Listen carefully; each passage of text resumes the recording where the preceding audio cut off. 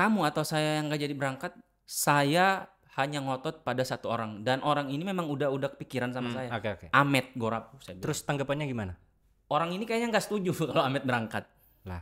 Semua orang jadi tempat persinggahan si Fajar, nggak perlu mengklaim menjadi merasa orang yang paling berjasa buat si Fajar. Saya rasa nggak.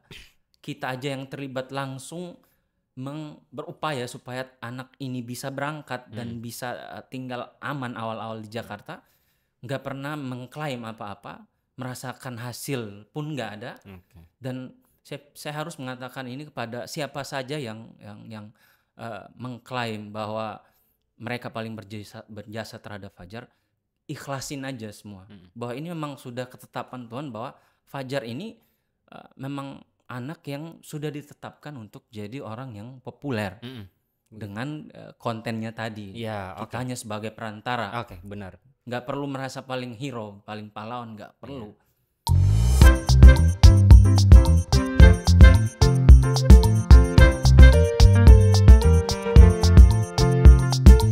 What's up guys, balik lagi bareng Bang Age di sini di KPC Kreator Punya Cerita. Dan di kesempatan kali ini kita kedatangan guest yang sangat spesial ya. Karena beliau ini bisa dibilang nanti kita paksa baru bisa muncul di Kreator Punya Cerita kali ini guys. Jadi ada Mas Ulu di sini. Halo Mas Ulu. Halo. Gimana kabarnya? Sehat? Sehat, alhamdulillah. Jadi kira-kira apa yang harus kita bahas nih? Bebas. Oh bebas ya. Oke, jadi apa ya? Mungkin kita ngebahas ini aja kali ya. Karena saya juga kan beberapa kali sudah dengar juga Mas Ulu juga cerita-cerita soal perihal Fajar dan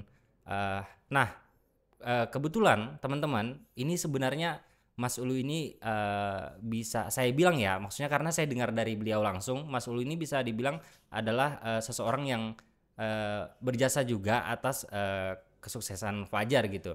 Nah Mas Ulu, mungkin Mas Ulu bisa ceritain nih prosesnya Fajar dari Gorontalo ke Jakarta itu gimana sih? Oh iya. Mungkin ada kendala apa gitu tiba-tiba gimana gitu kan? Jadi sebelum Fajar ke Jakarta itu kan saya dapat telepon dari seorang teman lama lah, dia musisi, pencipta lagu. Jadi seluruh lagu-lagu hitsnya The Massive itu adalah ciptaannya dia.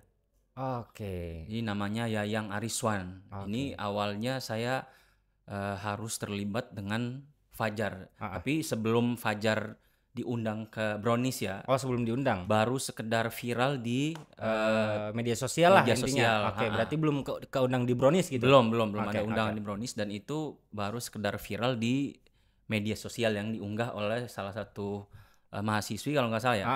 Benar. Nah itu saya dihubungin si Yayang ini kan teman saya. Oke.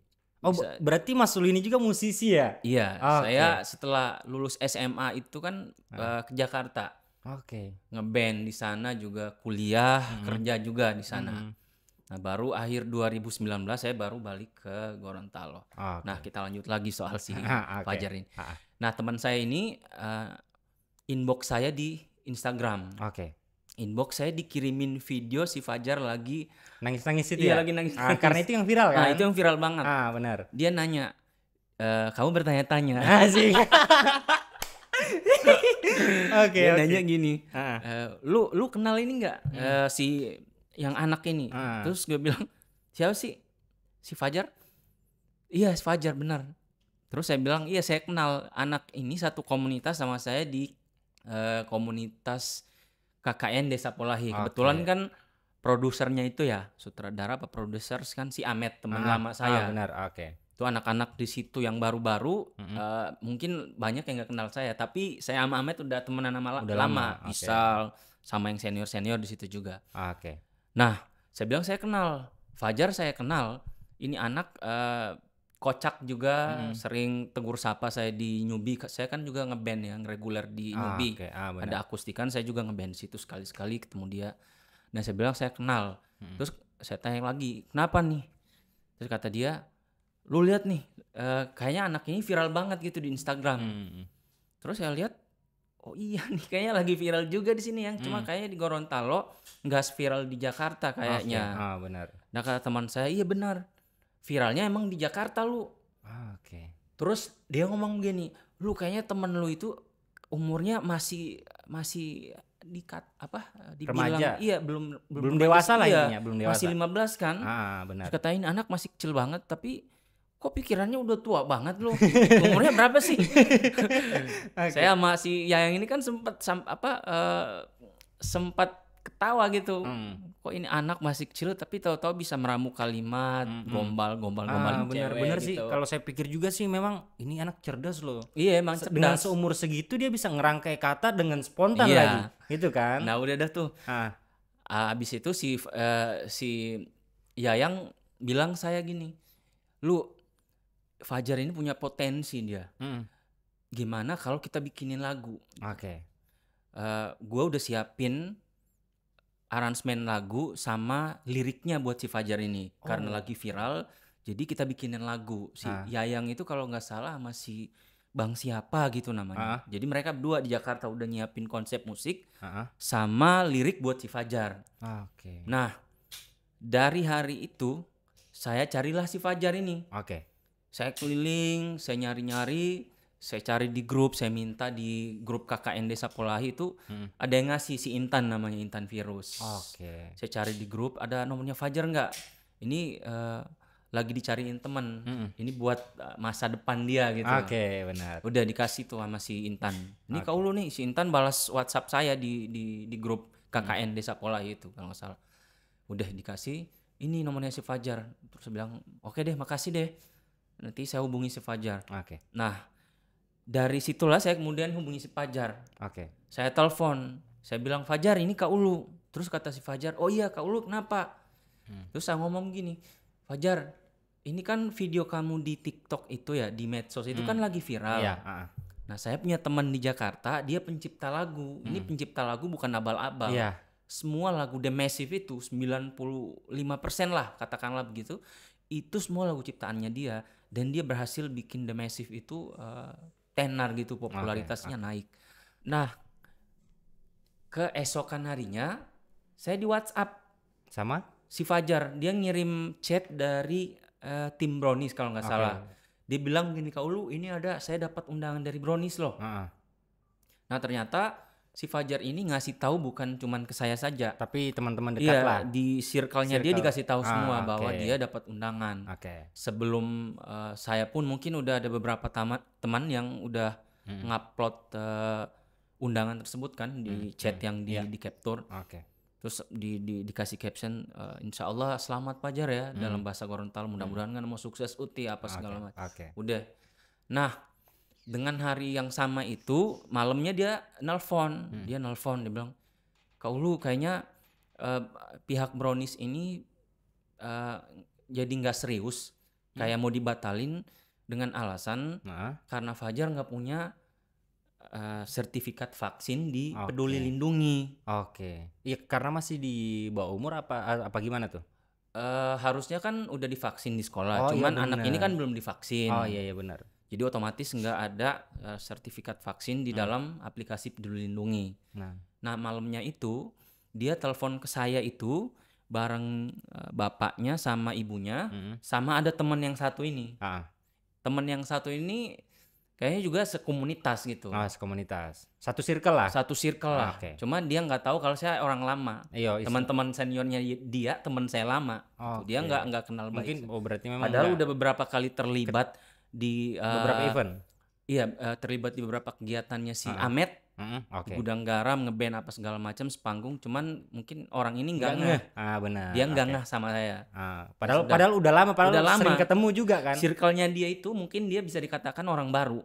Saya malah lama, seniornya dia teman saya semua.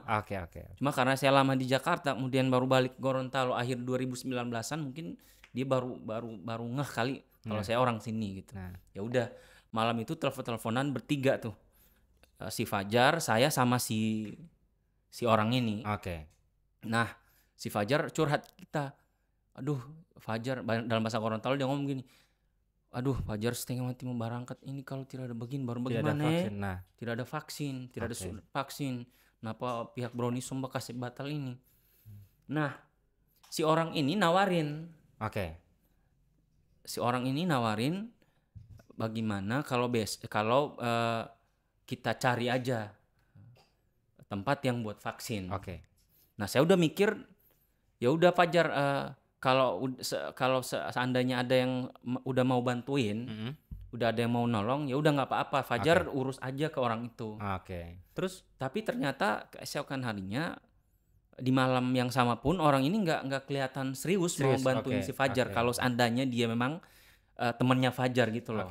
Kita kan respect banget, misalnya kalau ada teman yang butuh bantuan itu kan kita seenggaknya, kalau misalkan teman orang ini adalah teman dekat kita kan langsung ngambil sikap, tindakan tanpa buat, harus ragu-ragu gitu untuk ngebantuin, benar tanpa harus banyak alasan ini itu ngebantuin. Nah, saya ngelihat orang ini kayaknya setengah-setengah ngebantu gitu, apa gimana ya. Di teleponnya dia jadi, padahal kondisi si Fajar saat itu emang benar-benar butuh untuk berangkat gitu. Jadi sedangkan waktu untuk berangkat itu boleh dikatakan tinggal 3 hari kalau nggak salah. 3 hari lagi. Iya, undangannya itu hari Senin apa hari Selasa. Sedangkan kita teleponan itu malam Jumat. Saya ingat, malam Jumat kita teleponan. Terus saya bilang ke Fajar begini, sama nyokap itu kan ada bokap sama nyokapnya kan di telepon. Saya bilang gini sama si Fajar. Fajar, ya udah besok semua data-data yang dibutuhin buat bisa dapetin vaksin ini dilengkapin. Nanti saya yang jemput, saya yang bawa Fajar, kita cari tempat buat vaksin itu.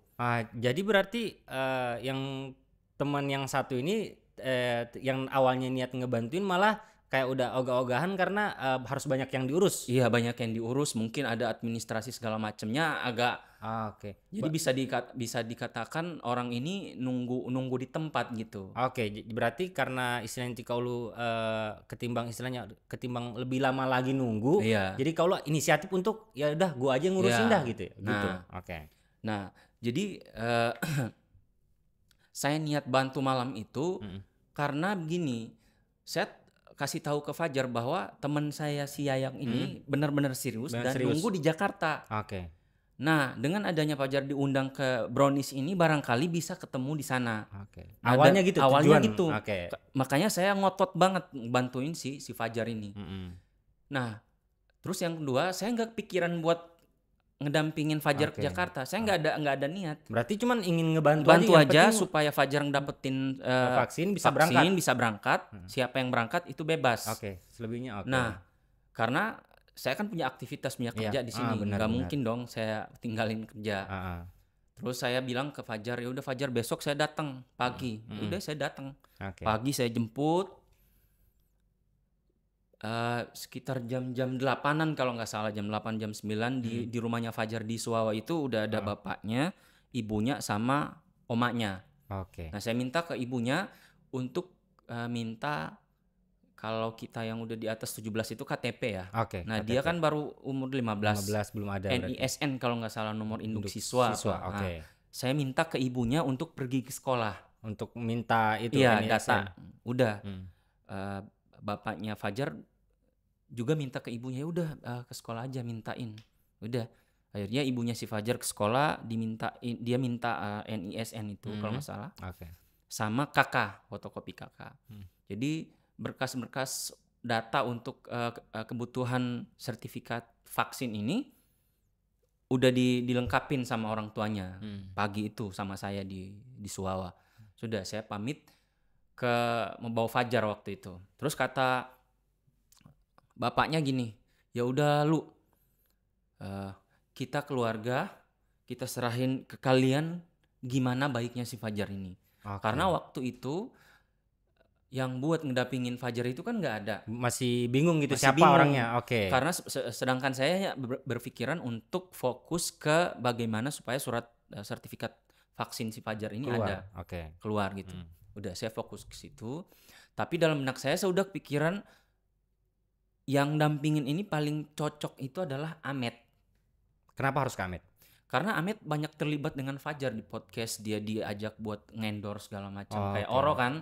Benar. Terus dia dilibatkan di film KKN Desa Polahi. Jadi si Amet ini ibarat kata kayak orang tua kedua lah orang tua kedua si Fajar, dan emang si Fajar sering ke Amet gitu. Okay. Nah di circle-nya dia itu kan banyak anak-anak kreator juga.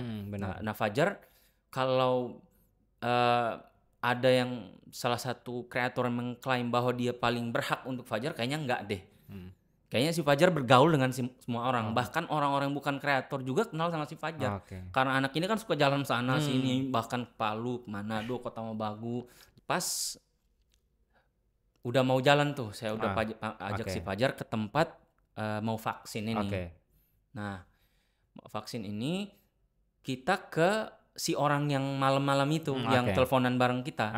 Karena dia yang katanya mau bantu juga. Padahal ya bantu cuman setelah semua lengkap udah gitu.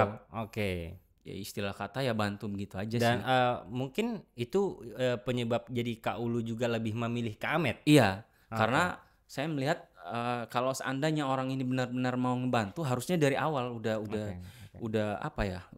secara cegatan cepat bertindak gitu ya, buat bantu si Fajar. Tapi ternyata malam aja itu saya lihat di telepon kayak gimana ya, anak begini bahkan untuk administrasi segala macam kebutuhan data itu kan mungkin memerlukan apa gitu ya. Itu saya lihat nggak ada inisiatif. Ya nggak ada reaksi gitu. Nggak ada reaksi. Orang tuanya juga malah nyerahin ke saya waktu itu. Ya udah kalau misalkan Fajar belum ada yang dampingin, saya yang dampingin.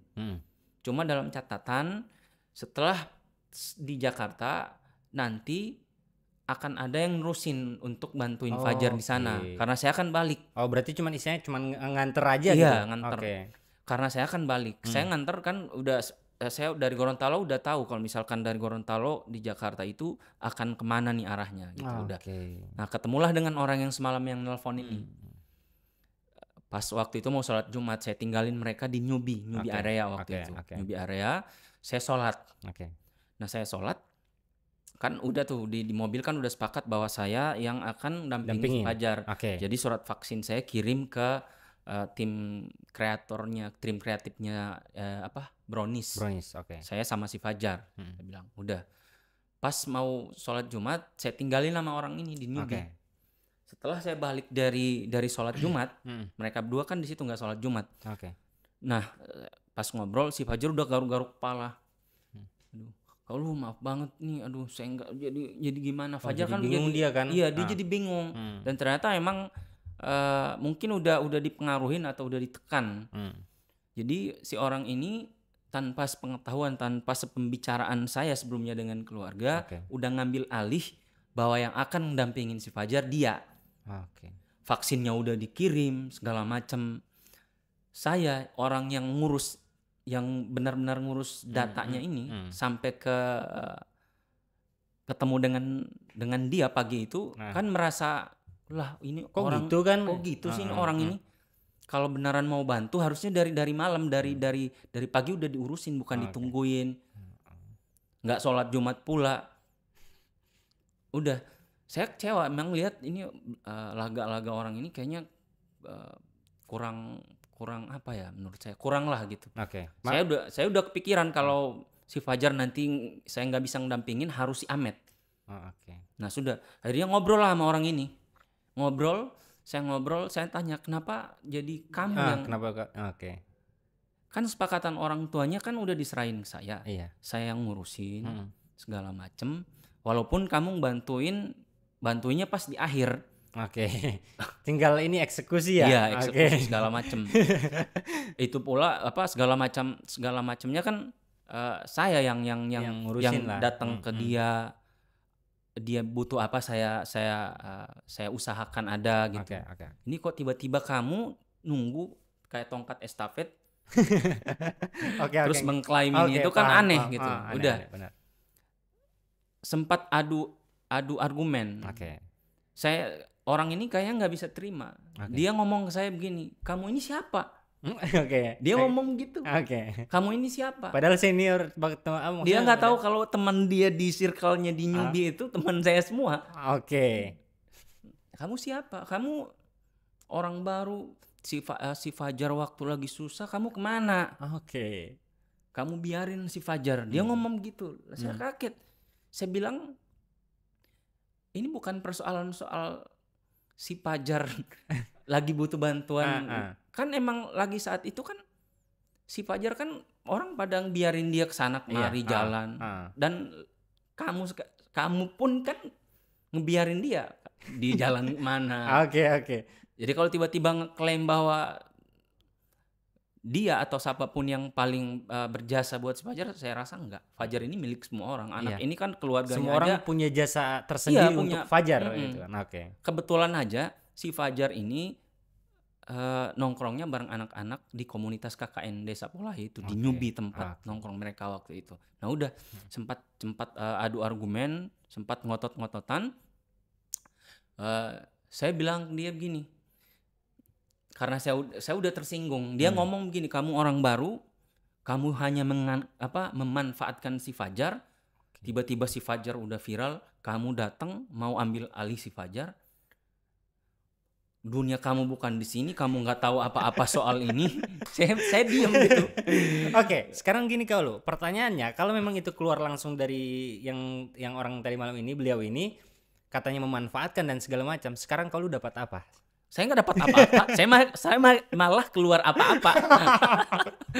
Sampai detik ini saya nggak dapat apa-apa.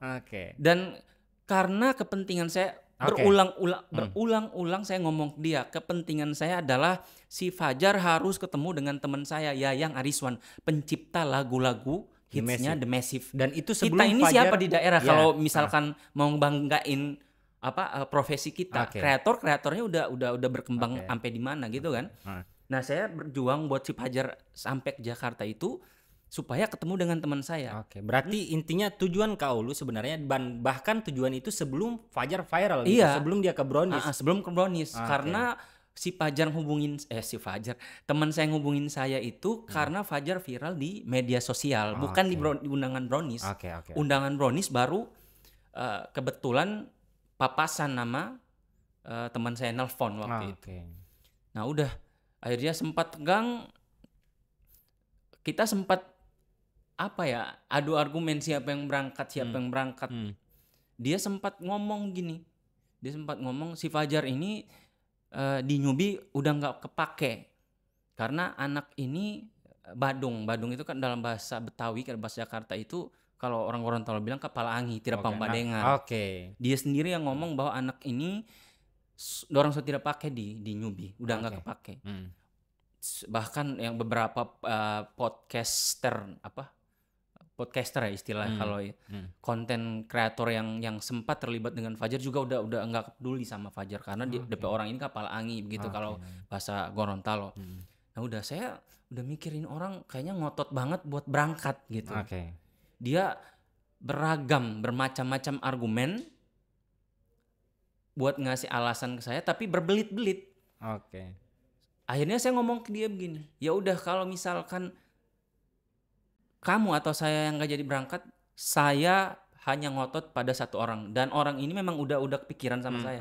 Amet Gorapu. Terus tanggapannya gimana? Orang ini kayaknya nggak setuju kalau Amet berangkat. Alasannya berbelit-belit. Malah saya ditawarin temannya yang satu. Saya malah digandeng, bro. Gimana kalau kita kasih ke teman kita yang satu, yang saya nggak mau nyebutin namanya. Terus saya bilang, lah kok dikasih ke teman yang satu? Harus si Amet yang bawa si Fajar yang ini. Orang yang memang istilahnya pernah didik dia juga lah gitu ya. Saya udah ngomong dia si Amet yang saya harus nyari si Amet. Nah karena cekcok kita nggak selesai begitulah. Nggak selesai, ya udah saya ini orang tetap ngotot supaya dia yang berangkat gitu. Ya udah saya bilang ya udah vaksin kamu masukin situ. Vaksin saya dibatalin aja. Terus nanti gimana? Kamu ikut saya ini hari Jumat. Kamu sama Fajar ikut saya menghadap orang tua. Saya kasih tahu karena saya turun dari rumahnya Fajar. Orang tuanya tahu Kak Ulu. Tahu saya yang ngurusin semua. Diserahin ke saya waktu itu. Terus? Nah, supaya jelas bahwa orang tuanya nggak bingung yang dampingin sebenarnya siapa. Kamu harus ikut saya. Sudah Suawa waktu itu saya bilang ke orang tuanya, Bu, Pak, ini tadi sudah saya sempat cerita sama si orang ini. Kayaknya dia yang bakal mendampingin si Fajar. Tapi dalam hati saya kurang rela karena melihat gerak-gerik dia, cara dia bicara, arogansi dia berbicara, main nunjuk-nunjuk ke saya itu, saya udah udah feeling orang Nggak enak ini, lah. iya, feeling orang ini bahasanya kurang bagus ke saya. Oke. Disangkanya saya orang baru gitu, disangkanya saya orang bodoh kali, nggak punya pengalaman di situ. Udah, tapi udah pas pulang, udah kan orang ini kan saya antar ke rumah, saya telepon lah si Intan, saya tanya Intan, tolong cari Kak Ahmed posisinya di mana? Oke. Karena saya harus ngotot Fajar ini harus didampingin si Ahmed. Pertama, orang yang tadi ngobrol sama saya ini nggak kuasai medan di Jakarta. Oke. Saya berpikir kalau dia yang bawa, paling cuma sekali doang, setelah brownies pulang. Langsung pulang. Karir Fajar habis. Dia nggak punya apa ya, teman, atau nggak punya kenalan di sana yang buat bisa stay lama lah. Punya teman yang buat bikin lagu pun nggak ada. Karena saya punya teman kan yang mau bikin lagu si Fajar. Nah, saya maunya tadinya kan mau dampingin Fajar itu kan gara-gara supaya biar ketemu sama temennya Kak Ulu ini, Mas Ulu. Oke. Ya udah, karena saya pikirnya ya, saya nggak terlalu suka dengan bahasanya dia. Akhirnya saya minta tolong ke Intan. Intan tolong cariin Kak Ahmed di mana. Intan dapat informasi kalau Ahmed lagi ada kegiatan di daerah Botu Tonuo kalau nggak salah. Itu ada kegiatan salah satu lembaga apa gitu. Telepon lewat temannya dia. Saya telepon, namanya Kak Iwan kalau nggak salah. Kak Iwan, ini saya Ulu, saya butuh bicara sama Ahmed. Oh ya lu, sebentar saya panggil si Ahmed. Udah, dapat telepon, saya kasih tahu si Ahmed, bla bla bla segala macam, bla bla segala macam ini. Saya mau kamu yang dampingin si Fajar. Oh siap. Kamu bisa ke sini nggak, ke tempat kita yang kegiatan ini? Ya udah, saya ke sana. Saya ngobrol panjang lebar. Akhirnya di malam kegiatan itu saya bilang ke Ahmed begini, Ahmed, kamu undang si Fajar sama ibunya ke acara ini. Dijemputlah akhirnya. Ahmed ke Suwawa jemput ibunya sama Fajar. Nah, di kegiatan itu saya jelasin semua. Saya jelasin ke orang tuanya, Bu, Fajar sama adiknya yang kecil itu saya jelasin, Bu, Fajar ini kalau dibawa sama orang yang nggak punya link di sana, itu dia akan kelabakan. Dia mau nyari-nyari itu susah. Dan orang ini udah ngaku ke saya juga. Soal link, dia nggak punya link di sana. Jadi kalau Fajar berangkat ke sana, ya pulang cuman sehari doang. Habis karirnya habis. Nah, saya milih Ahmed itu kenapa? Saya ngotot buat Ahmed karena Ahmed pengalamannya udah banyak. Dia juga punya teman-teman di Jakarta, punya link. Setidaknya tempat yang buat akan saya taruh mereka di situ itu kenal sama si Ahmed. Berarti gini, berarti untuk setelah di Brownies mereka kan istilahnya belum punya tempat stay job. Nih. Belum ada tempat stay, berarti kau lu yang usahain itu. Iya, dari Gorontalo saya udah pikirin itu. Ke orang ini pun saya udah ngomong kayak gitu. Saya karena udah pengalaman beberapa kali teman yang diundang oleh Brownies itu kan cuma sekali doang tampil, pulang. Berarti apa karirnya mati kan. Si Fajar karena saya lihat potensinya besar, ada teman juga yang mau ngajak buat bikin lagu, makanya saya berusaha untuk agar mereka di sana setelah tampil di Brownies tinggal di satu rumah dinas lah katakanlah. Itu saya udah siapin. Nah, saya ngomong ke orang tuanya, jadi Bu, Fajar itu nanti di sana dan ini bakal kejadian di sana, paling hotel akan tanggung 1-2 hari lah paling lama. Setelah itu berapa sih yang didapat dari tampil di Brownies? Benar. Kan ongkos akan habis. Mereka tinggal di mana, Bu? Saya ngomong ke ibunya dia. Iya, ibunya udah ngerti sama adiknya. Iya. Ya lu. Ya udah, saya bilang. Jadi Fajar yang tadi orang yang saya ajak ke rumah ganti aja. Datanya ganti sama si Ahmed. Berarti sampai berapa kali ganti data tuh? Iya, dia pertama yang ganti data saya. Jadinya data dia, akhirnya saya pikir paling pas itu Ahmed yang berangkat. Ya udah, saya ini kan demi masa depan anak ini. Benar. Akhirnya saya putuskan, saya undang orang tuanya untuk, karena di sana kan tanggung jawab saya. Jadi saya harus pastiin ke orang tuanya bahwa Fajar berangkat dengan siapa itu harus jelas gitu. Dan orang yang paling tepat itu adalah Ahmed. Akhirnya Ahmed udah vaksinnya kirim ke tim Brownies. Nah udah, setelah itu berapa minggu itu kan udah datanya kan udah dikirim kan, udah WhatsAppan sama tim Brownies segala macam, orang tuanya juga udah tahu, bapaknya juga udah tahu bahwa yang akan berangkat itu si Ahmed. Nah, beberapa hari kemudian saya sering main ke rumahnya Fajar di Suawa sama si Ahmed. Eh, ngambil pakaiannya si Fajar, sepatu, nemenin dia makan, mandi. Jadi orang tuanya juga udah lihat kan, saya sama Ahmed mau gitu ngurusin dia. Serius lah intinya. Nah, sambil nunggu panggilan ini kan belum ada, katanya hari Selasa kalau nggak salah itu. Sampai dengan 2-3 minggu belum ada. Akhirnya si Fajar tinggal di rumahnya si Ahmed.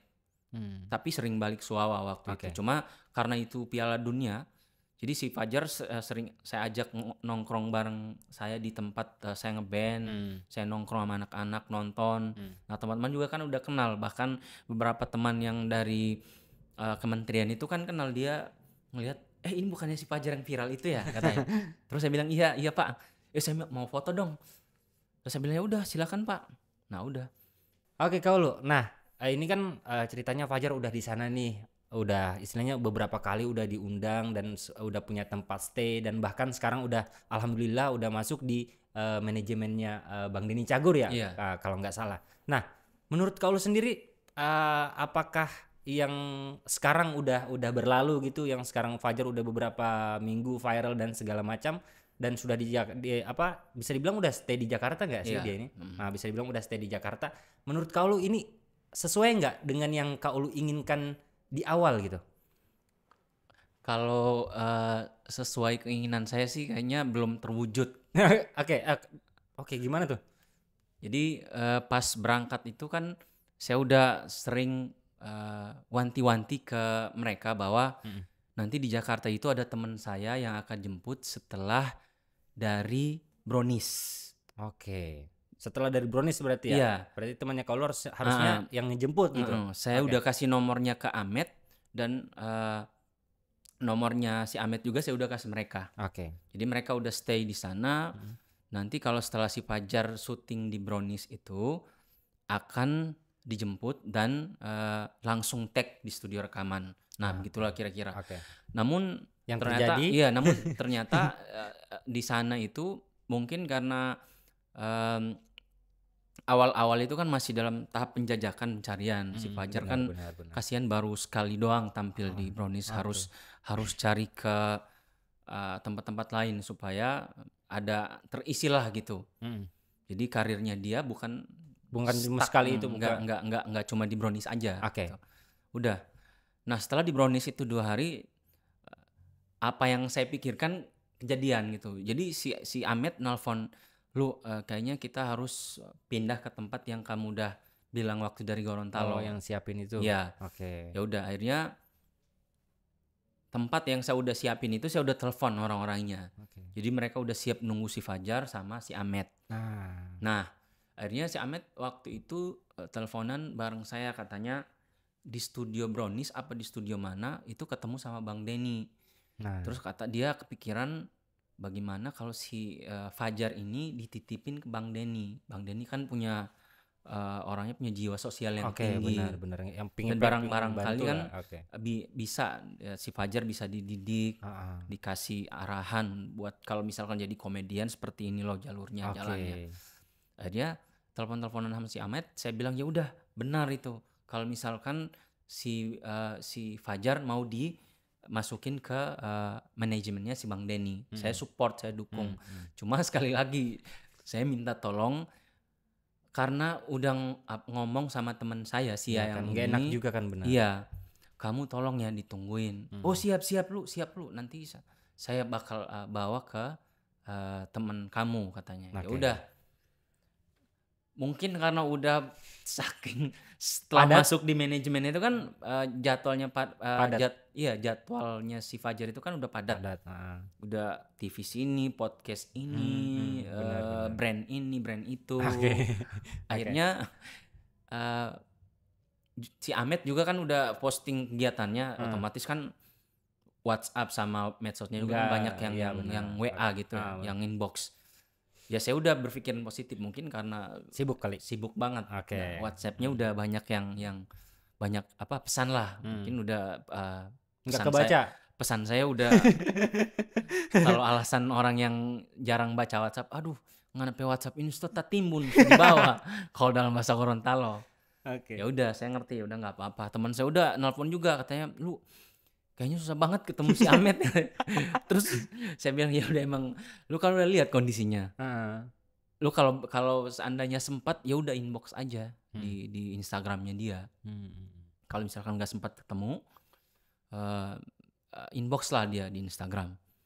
Sampai dengan detik ini temen saya itu nggak ketemu, susah. Mungkin karena Ahmed kasihan, mungkin karena dia ada banyak banyak aktivitas di sana. Sempat kita teleponan video call waktu Bang Denny ada di Gorontalo. Nah kebetulan salah satu pencipta lagunya si Bang Denny, Bang Congki ya. Oke, Bang Congki. Ternyata itu temannya si Yayang. Temenan baik, sama-sama pencipta lagu. Nggak ketemu malah ketemu sama temennya gitu. Kan Bang Congki kan ikut di sini. Benar. Udah pas di sini saya kasih tahu Bang Congki, ini saya Ulu, temannya si Yayang. Oh iya, yang di itu ya di YouTube di podcastnya Bang Denny. Saya bilang iya. Ini saya video call si itu ya si Yayang. Nah, akhirnya kita video callan tuh. Ngobrol segala macam. Saya berharap dengan adanya video call itu setidaknya niat baik si Yayang kan udah kesampean ya. Saya udah ngarahin ke Bang Congki bahwa si Yayang ini mau ada niat baik buat mau bikin lagu si Fajar juga gitu. Cuman sampai dengan hari ini mungkin karena semua punya aktivitas masing-masing, jadi seperti ini. Nah dengan maksudnya terjadinya ini, maksudnya nggak sesuai dengan yang kau lu inginkan sebelumnya, kau lu kecewa nggak sih dengan maksudnya nggak, atau gimana gitu? Sebagai manusia saya rasa lumrah itu ya kecewa. Siapapun bisa kecewa. Cuman saya berlapang dada. Kelak saya di posisi kayak si Fajar ataupun si Ahmed, mungkin bakalan kayak gitu dengan kondisi yang seperti itu. Cuman beberapa orang yang mengisahkan, berbicara tentang keberadaan saya di circle-nya Fajar ini yang banyak isu-isu yang banyak isu yang miring juga, kadang saya kurang bisa menerima gitu. Isu-isu miring tentang saya segala macam, saya rasa juga ya perlu diluruskan lah. Perlu diluruskan gitu. Nah kalau mungkin yang terakhir nih, kalau punya pesan nggak untuk siapa saja mungkin terkait perihal Fajar ini? Kan banyak banget yang bilang punya istilahnya punya peran penting lah dan segala macam, karena bahkan kalau bilang sendiri semua orang punya peran masing-masing juga kan, kayak gitu. Jadi bukan cuma di satu orang ini yang paling ini nih berjasa nih, padahal semua gitu. Jadi emang fenomena Fajar ini luar biasa. Iya, luar biasa. Menyita perhatian banyak orang gitu. Bisa dikatakan mungkin di istana kepresidenan juga udah nyampe berita tentang si Fajar. Cuman ya buat apa sih ngurusin yang beginian kan. Nah saya melihat dari kalangan akademisi, pejabat, ustadz, bahkan para kreator itu semua mengomentari soal Fajar. Nah di antara mereka ini paling banyak itu para kreator yang berada di daerahnya Fajar itu banyak yang mengklaim bahwa mereka merasa orang yang paling berjasa dengan Fajar. Di masa transisi sebelum Fajar menjadi seorang public figure di TV-TV, banyak yang mengklaim ini itu. Kalau bukan dari kita kamari, dia ini nyanda begini. Dari sebelum ini kan so viral karding kita di podcast, padahal nggak seperti itu. Itu kan kita ini kan cuma tempat singgahnya si Fajar. Iya, benar. Banyak orang yang menjadi tempat persinggahan si Fajar. Jadi kalau untuk mengklaim saya rasa nggak perlu. Dan semua orang jadi tempat persinggahan si Fajar, nggak perlu mengklaim menjadi merasa orang yang paling berjasa buat si Fajar. Saya rasa nggak. Kita aja yang terlibat langsung berupaya supaya anak ini bisa berangkat dan bisa tinggal aman awal-awal di Jakarta. Nggak pernah mengklaim apa-apa, merasakan hasil pun nggak ada. Dan saya harus mengatakan ini kepada siapa saja yang mengklaim bahwa mereka paling berjasa terhadap Fajar, ikhlasin aja semua. Bahwa ini memang sudah ketetapan Tuhan bahwa Fajar ini memang anak yang sudah ditetapkan untuk jadi orang yang populer dengan kontennya tadi. Ya, Kita hanya sebagai perantara. Oke, benar. Nggak perlu merasa paling hero, paling pahlawan, nggak perlu. Saya rasa gitu sih. Oke. Jadi pada intinya sebenarnya Fajar ini bisa dibilang dia punya rezeki sendiri gitu. Iya. Dan istilahnya mau itu Kak Amit yang pegang, Kak Ulu yang pegang, ataupun yang itu yang Kak Ulu bilang tadi jadi tempat persinggahan Fajar. Itu juga maksudnya yang ini juga sebenarnya kan orang ini kan beda-beda ya. Maksudnya gini. Kalau Kak Ulu Mas Ulu yang bawa mungkin hasilnya bakal beda. Kalau Kak Amit yang bawa mungkin hasilnya bakal beda. Jadi kan istilahnya dengan kesuksesan Fajar otomatis kan bisa dibilang juga kan kalau bukan dari tangan Kak Amit juga istilahnya yang mempertahanin bisa sampai lama di sana, dan Kak Ulu juga nyiapin tempat tinggal di sana, dan mungkin nggak bakal setenar ini. Dan bahkan di pihak Bang Denny Cagur pun kan mereka kan udah profesional nih, pasti bisa lihat Fajar nih. Ini Fajar ini bisa diangkat lagi, nggak mungkin juga kan langsung tiba-tiba aja langsung Bang Denny lu masuk di manajemen gua nih biar lebih ini. Enggak, pasti kan harus dipilah juga kan. Makanya emang jalan Tuhan, ya Tuhan milih orang yang tepat gitu. Jadi emang takdirnya dia. Jadi nggak usah saling klaim bahwa kita yang paling berjasa, nggak. Karena selama ini saya pun nggak pernah merasa paling berjasa, hanya merasa terlibat dengan takdir yang sudah ditetapkan untuk Fajar bisa jadi seviral ini, sesukses ini. Mungkin ada yang beranggapan bahwa kita ini pansos ya, atau numpang tenar dari popularitas Fajar. Saya pikir enggak. Kita nggak perlu untuk masuk wilayah situ. Kita pun sebagai kreator ya, kamu kreator, saya juga seorang musisi dan aktif di beberapa media sosial.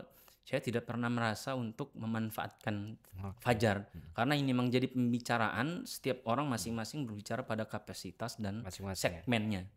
Nah, karena ini terkait dengan sejarah Fajar dari awal, jadi saya perlu meluruskan saya rasa perlu menjelaskan ke masyarakat bahwa awalnya Fajar itu seperti ini loh. Dari Gorontalo dia kemudian dapat panggilan ke Brownies itu, bahkan keluarga sendiri nggak percaya, bahkan mereka mengira ini hoax. Sehingga saya harus meyakinkan bahwa ini enggak, dan saya juga harus meyakinkan ke keluarga bahwa Fajar di Jakarta nanti ada tempat yang saya udah siapin dengan si Amet, supaya mereka di sana tinggal nyari-nyari tempat atau TV lah, atau program-program yang supaya si Fajar tetap eksis lah. Iya gitu. Ya kalau misalkan kita harap dari yang tadi saya bilang Brownies, paling cuma 1 jutaan pulang, karir habis.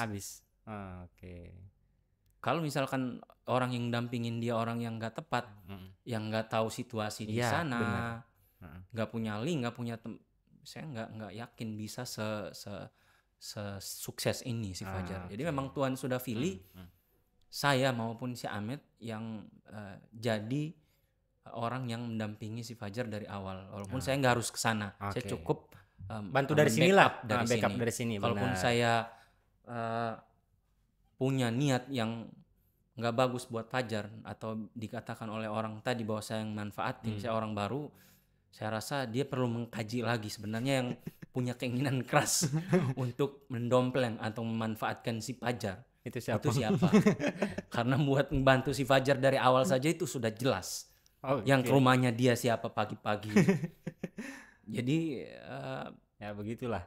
Iya, cukup tahu aja bahwa dalam circle kita ada orang-orang yang seperti itu. Pernyataan mereka terhadap saya itu cukup membingungkan saya, karena secara kenyataannya tidak sesuai dengan yang saya lihat.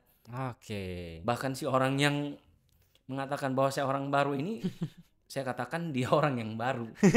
Teman-temannya dia yang dia ngomong soal Kak Amit segala macam, teman saya lama. Mungkin orang ini nggak ngeh kalau saya ada di situ.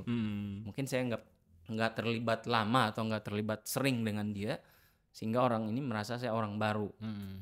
Jadi sekali lagi, untuk seluruh pihak manapun, saya rasa tidak perlu untuk mengklaim bahwa kita yang paling berjasa dengan popularitas Fajar saat ini karena emang ini udah jalannya Tuhan yang diberikan Fajar, dan saya dan Ahmed kebetulan yang memang jadi orang yang ditakdirkan Tuhan untuk membantu dia sehingga sampai ke titik ini. Ikhlaskan saja bahwa kita pernah menjadi orang yang bantuin si Fajar live di TikTok. Toh itu kan gak bikin dia tenar. Tuhan lebih memilih dia tenar dari tangan orang lain. Oke, benar banget kalau pembahasan ini sangat luar biasa guys ya. Oke, Mas Ulu, thank you banget udah mau cerita bareng kita di Kreator Punya Cerita kali ini, dan mungkin ini pembahasan terakhir soal Fajar ya. Sebenarnya saya sudah bosan juga. Takutnya dibilang pansos kan, kayak gitu kan. Enggak, yang bilang pansos dia juga pansos. Oke, kalau thank you banget. Nah, teman-teman, jadi sampai sini dulu KPC kali ini. Sampai jumpa di KPC selanjutnya. Gua Bang Angge undur diri. Saya Ulu Mile, terima kasih untuk seluruh permisa KPC. Oke, bye-bye.